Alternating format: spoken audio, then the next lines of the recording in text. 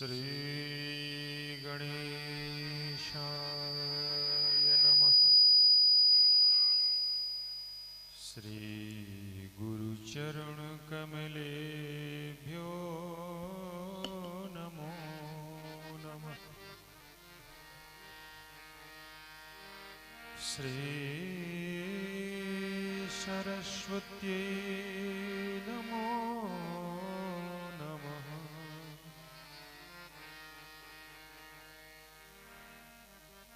ध्येयं सदा परिभवग्नमभीष्टदोहम्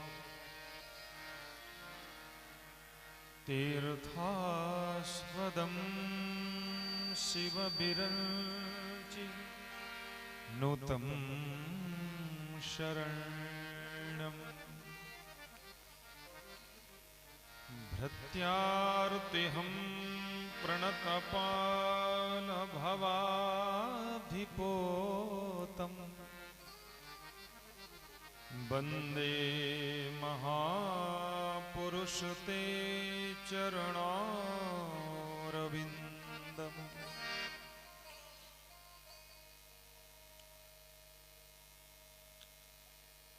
गङ्गातरङ्गरमणीयजटाकलापम् गौरीनिरन्तरविभूषितवामभागम् नारायणप्रियमनङ्गमदापहारम् वाराणसीपुरपतिं भज विश्वनाथम्।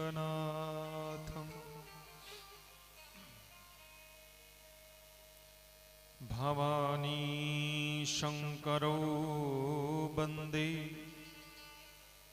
श्रद्धा विश्वासरूपिणौ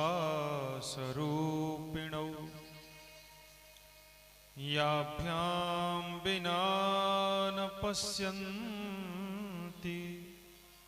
सिद्धः स्वान्तस्थमीश्वरम्। रामाय रामभद्राय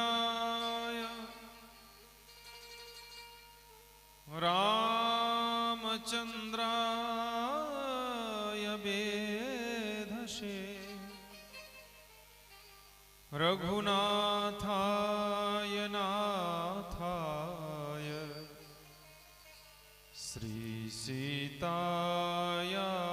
पतये नमः।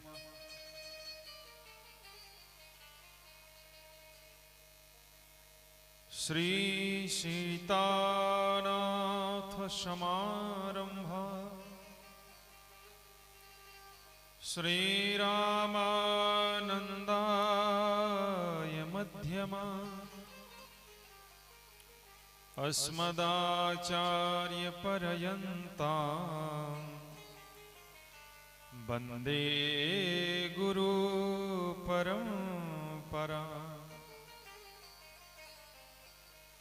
गौरांगं रसमयं नित्यं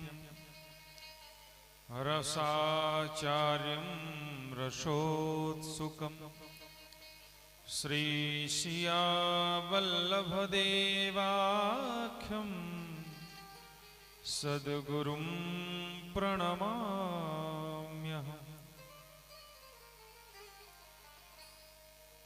वसुदेवसुतं देवं कंसचाणूरमर्दनं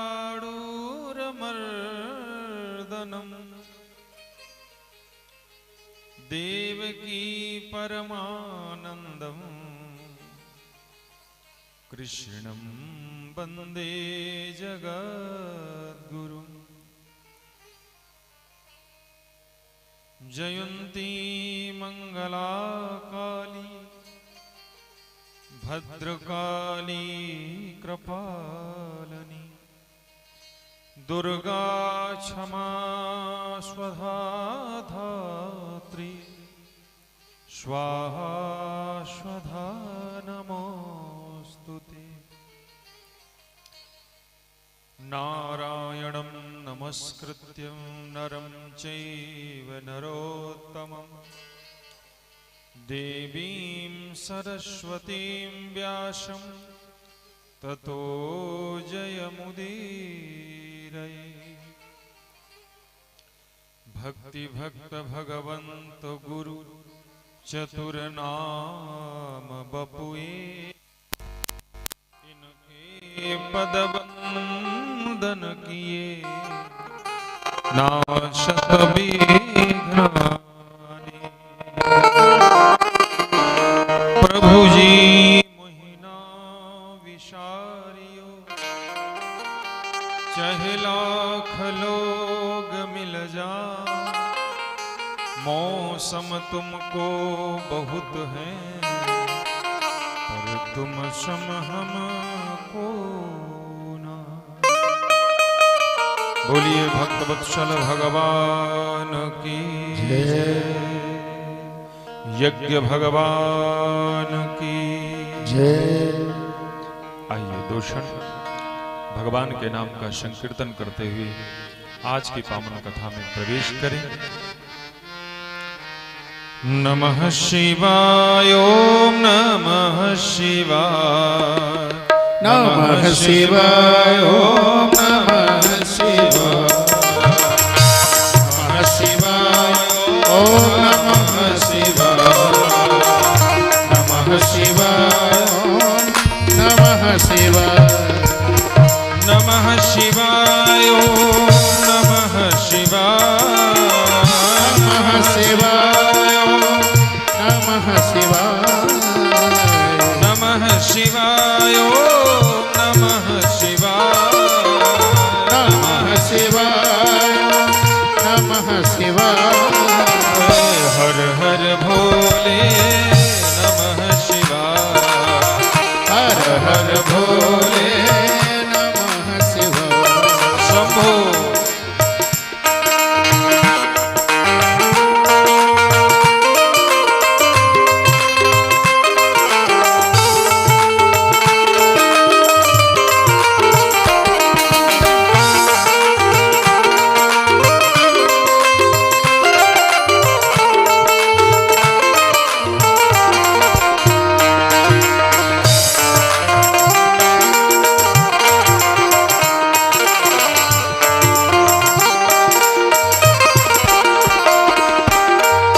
नमः शिवाय ओम नमः शिवाय, नमः शिवाय ओम नमः शिवाय। हर हर भोले नमः शिवाय, हर हर भोले नमः शिवाय। गंगाधराय शिव गंगाधरा, गंगाधराय शिव गंगाधरा। हर हर भोले नमः शिवाय, हर हर भोले नमः शिवाय,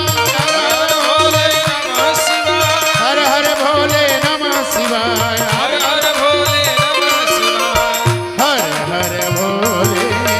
नमः शिवाय, हर हर भोले हर हर भोले नमः शिवाय। नमः शिवाय नमः शिवाय, हर हर भोले नमः शिवाय। नमः शिवाय नमः शिवाय, हर हर भोले नमः शिवाय, नमः शिवाय नमः शिवाय, हर हर भोले नमः शिवाय, नमः शिवाय नमः शिवाय, हर हर भोले नमः शिवाय, हर हर भोले नमः शिवाय।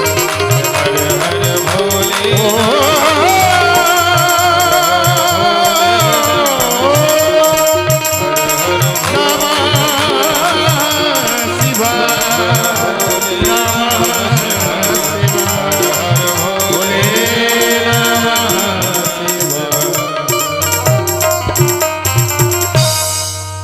शंकर भगवान की जय।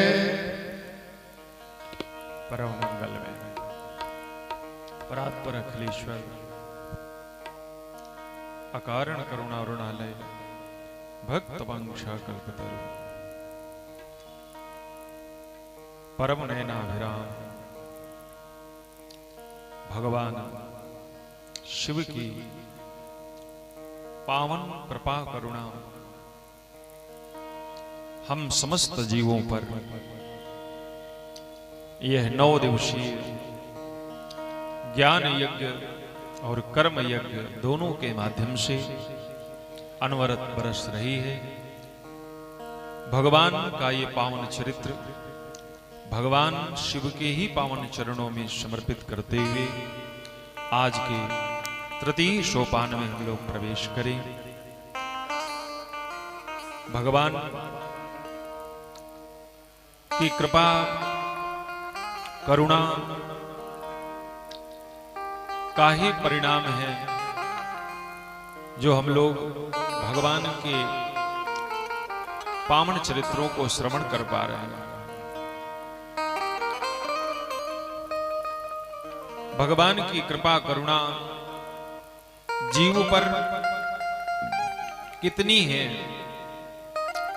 इसकी चर्चा हम लोगों ने श्रवण की। आज हम लोग भगवान के दिव्य आदि दिव्य पावन चरित्रों को श्रवण करेंगे। भगवान के साकार स्वरूप, निराकार स्वरूप, भगवान का अर्चन, वंदन, स्तवन,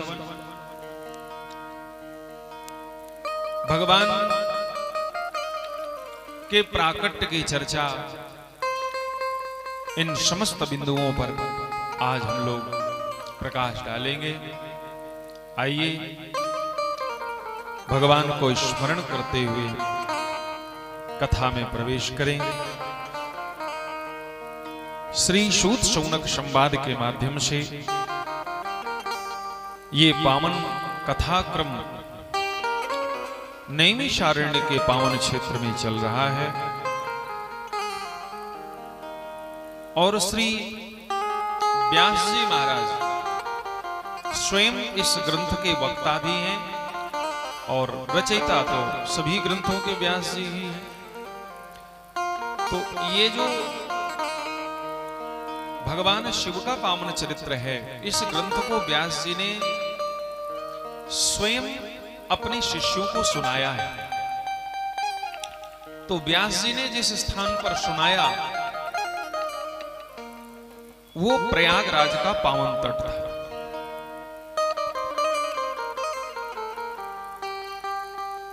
धर्म क्षेत्रे महाक्षेत्रे गंगा कालिंदी संगमे प्रयागे परमे पुण्ये ब्रह्मलोकस्य वर्त्मनि।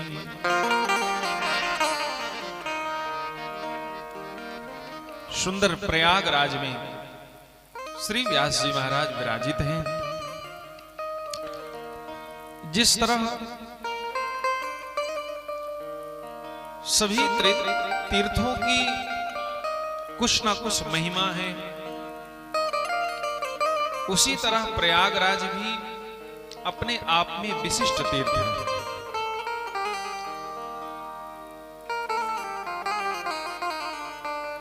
हम लोग प्रयागराज के विषय में चिंतन करें थोड़ा। प्रयाग में क्या है? श्री व्यास जी महाराज लिखते हैं, प्रयागे परमे पुण्ये गंगा कालिंदी संगमे।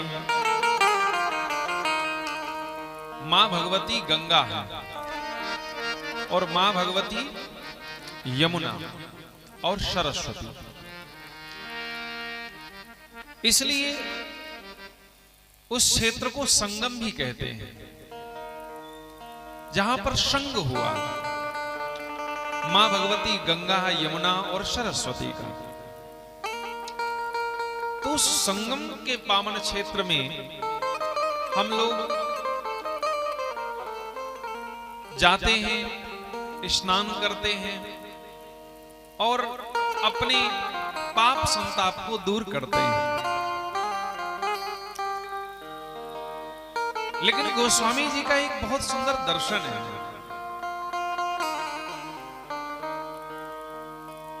हम रामचरितमानस की अर्धालियां इसलिए सुनाते हैं क्योंकि रामचरितमानस की अर्धालियां अपने आप में सिद्धांत हैं, अपने आप में ही प्रमाण है। तो मैं जो बात कहने जा रहा हूं उस पर थोड़ा ध्यान दीजिए। तो प्रयागराज में हम लोग जाते हैं, तब संगम में स्नान होता है। और अगर मैं ये कहूं कि आप जिस स्थान पर बैठे हैं वर्तमान में, यहां साक्षात प्रयागराज ही है, तो आपको आश्चर्य होगा कि महाराज जी यहां प्रयागराज कैसे है।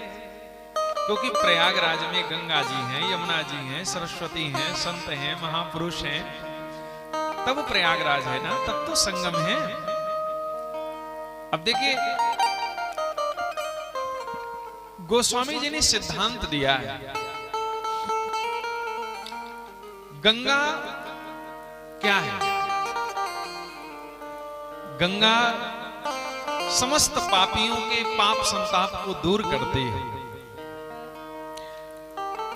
और कथा क्या करती है? ये भी हमारे पाप संताप को दूर करती है। वो भागीरथी गंगा है तो ये ज्ञान गंगा है, ये भागवती गंगा है, कथा रूपी गंगा है। और गोस्वामी जी ने कहा राम कथा, राम की कथा, शिव की कथा, कृष्ण कथा, ये जितनी भी कथाएं हैं ये महाराज चलती फिरती गंगा है।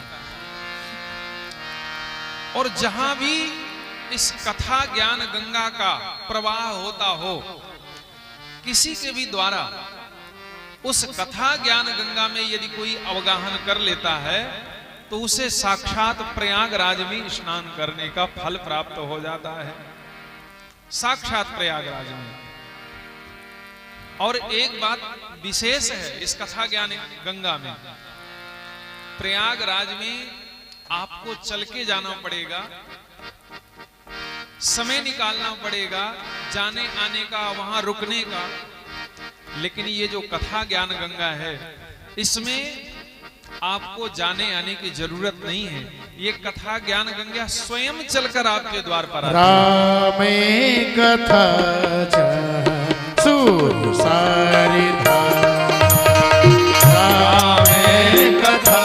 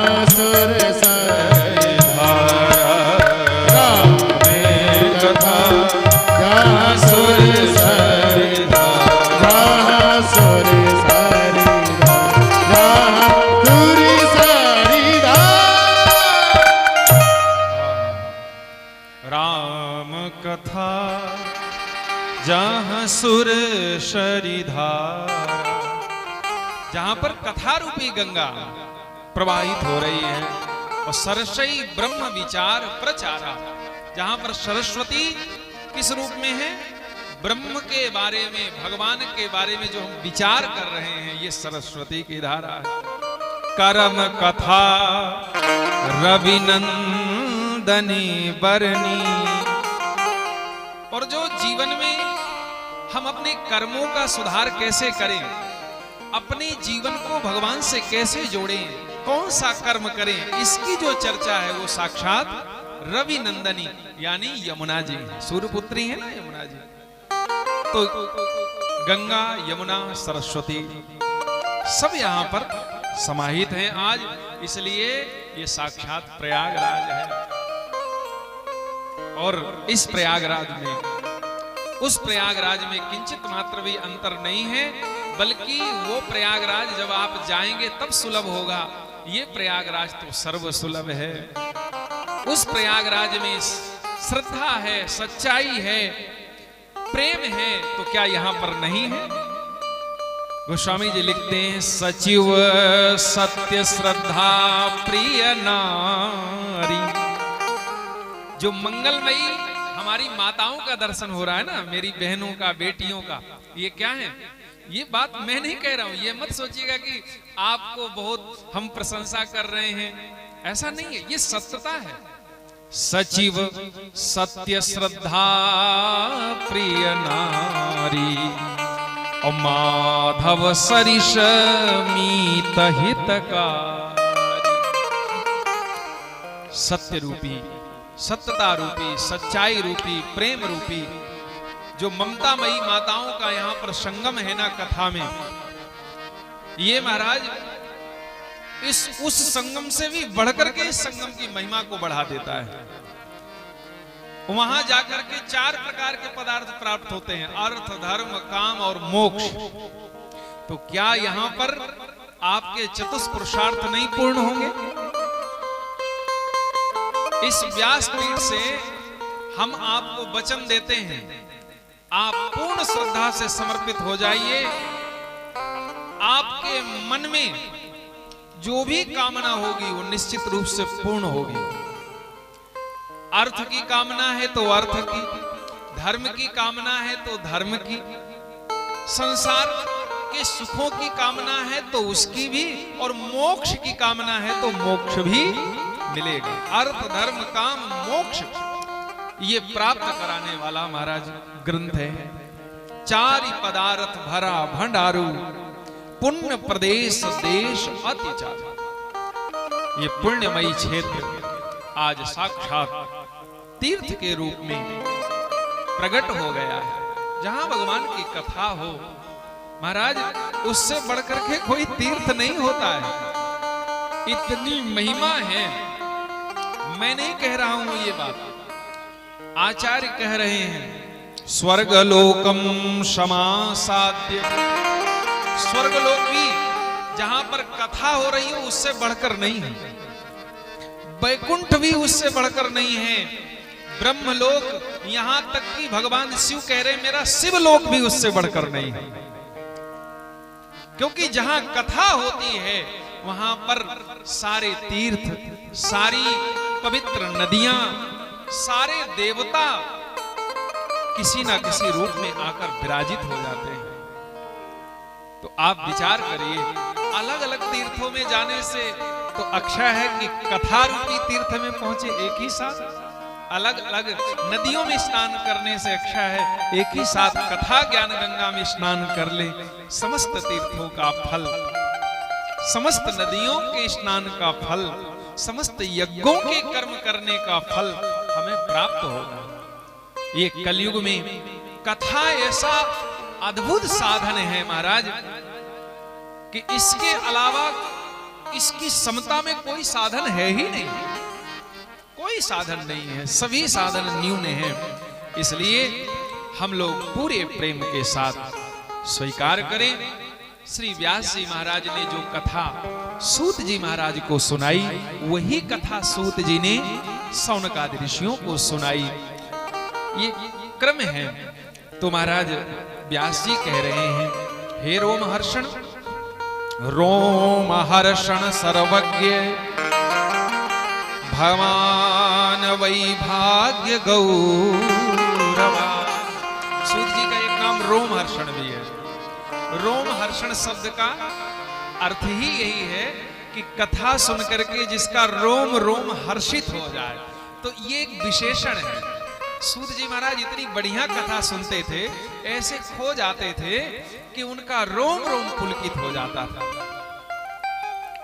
तो सूत जी महाराज को ये विशेषण मिला है, इसलिए यहां पर ये विशेषण का प्रयोग किया गया। पुराण विद्याम अखिलाम व्यासात प्रत्यर्थमीवा।